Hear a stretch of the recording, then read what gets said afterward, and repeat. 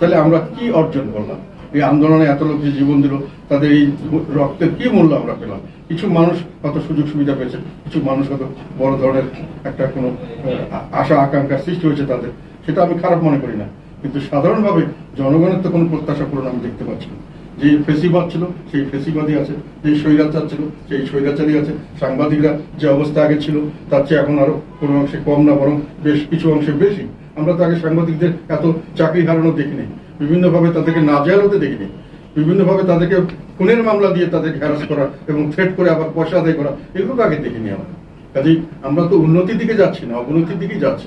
সেটি আমি বলছি যে সেই মুহূর্তে আমাদের কাজ হলো এটার বিপক্ষে অবস্থান নেওয়া, এটার থেকে সরকারকে এটার থেকে বাধ্য করা, এটার বিরুদ্ধে তারা যেন সঠিক পথে আসেন। আমরা সেই কাজ করছি, শেখ হাসিনার সময় আমরা করছি, এখনো করছি, এবং এটা জনগণ জানে। কাজে আমাদের ভোটার আমাদের কাছে আছে এবং থাকবে এবং বাড়বে।